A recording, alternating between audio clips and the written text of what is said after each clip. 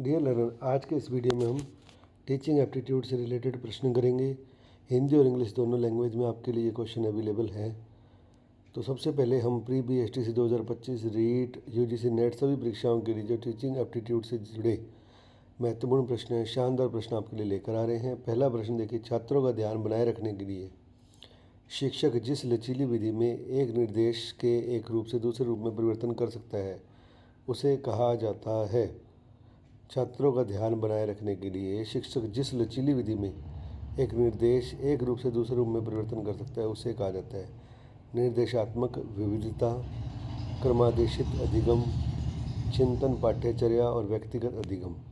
चार ऑप्शन आपके सामने देखिए। राइट आंसर क्या है इसका? निर्देशात्मक विविधता। अब देखिए, एक शिक्षक सक्रिय रूप से अधिगम की प्रक्रिया में छात्रों को संलग्न करता है जिसे निर्देशात्मक रणनीति कहा जाता है। अब ये निर्देशात्मक विविधता क्या होती है इसके बारे में हम अच्छे से पढ़ेंगे।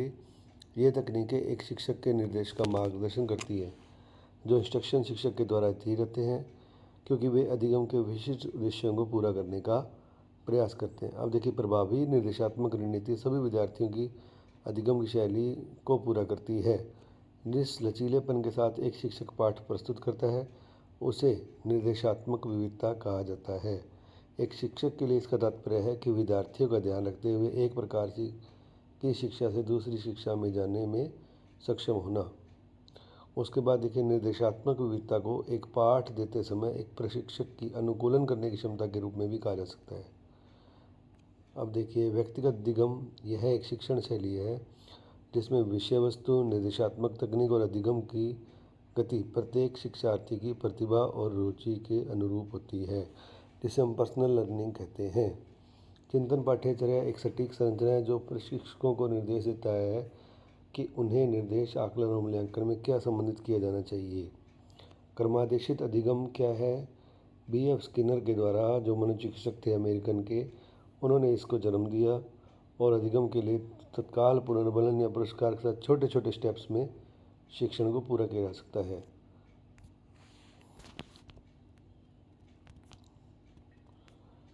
ये हमने इस क्वेश्चन को देखिए पूरा कितनी शानदार तरीके से हमने इस क्वेश्चन को समझा। नेक्स्ट क्वेश्चन में चलेंगे। शिक्षण के किस स्तर पर मुख्य ध्यान, यानी टीचिंग के किस लेवल पर मुख्य जो हमारा फोकस किस पे होता है? विचारों को याद रखने की बजाय उनके संबंधों को समझने पर होता है। जैसे स्मृति स्तर जिसको मेमोरी लेवल कहते हैं, बोध स्तर, चिंतनशील स्तर और स्वायत्त विकास स्तर।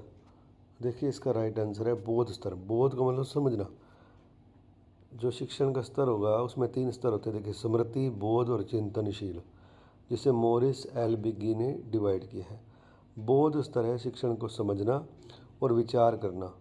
उसके बाद छात्रों की पूर्व जागरूकता और समझ के स्तर पर भी अवधारणाओं का विश्लेषण करते हैं और विचारों और तथ्यों को एक साथ रखते हैं। शिक्षार्थियों से अपेक्षा की जाती है कि विभिन्न धारणाओं के संबंध को और समझने के लिए तथ्यात्मक जानकारी और करें, अवशोषित करें और तथ्य, अवधारणा और सिद्धांतों को लागू करें, और यह विषय वस्तु की निपुणता पर जोर देता है। अब देखिए, तीनों स्तर के बारे में बात करते हैं। स्मृति स्तर जो मेमोरी लेवल है, सबसे पहला लेवल होता है और सबसे बेसिक लेवल होता है। इसमें छात्र कुछ तथ्यों, सूचनाओं, सूत्रों और नियमों को याद करते हैं जो उन्हें सिखाए गए हैं। चिंतनशील स्तर, बोध स्तर, यह शिक्षण अधिगम स्तर जब अपने उच्चतम स्तर पर पहुंच जाता है। जब इस तथ्य कारण जब तक अवधारणा को पूरी तरह से समझ नहीं देते तब तक यह समाप्त नहीं होता है। और स्वायत्त विकास स्तर चरण छात्र पर केंद्रित है। स्वतंत्रता की भावना को ले जाने वाली आत्म भावनाओं को छात्र ने तथा दिशा अनिवार्यता के लिए ये लागू किया। उसके बाद देखिए, विद्यालय शिक्षा के बाहर किए जाने वाले राष्ट्रीय समन्वय है। NPTEL, UGC, NCERT, IGNOU, IIMB, NITTR। तो इसके ऑप्शन देखिए हैं 4 और 6। एक तो IGNOU, एक NITTR। अब देखिए, 2017-18 में NSSO के 75वें दौर के घरेलू शिक्षा सर्वेक्षण के अनुसार 6 से 17 आयु वर्ग के 3.22 करोड़ बच्चे विद्यालय से बाहर हैं। अब 2020 की शिक्षा नीति के अनुसार प्रमुख प्राथमिकता 2030 तक 100% सकल नामांकन अनुपात प्राप्त करने की है और इन बच्चों को मुख्य धारा में शामिल करना है जो विद्यालय से बाहर है। अब सरकार इनको शिक्षा देने के लिए MOO सी का उपयोग करने जा रही है। शिक्षा मंत्रालय ने विद्यालय के बाहर के छात्रों के लिए इंदिरा गांधी राष्ट्रीय मुक्त विश्वविद्यालय इग्नू और NITTR को राष्ट्रीय समन्वयक नामित किया है। NITTR की स्थापना मानव संसाधन विकास मंत्रालय है, जो कि शिक्षा मंत्रालय जिनका नाम है के द्वारा की गई थी। 1964 में एक स्वायत्त संस्थान के रूप में इसे बनाया गया था।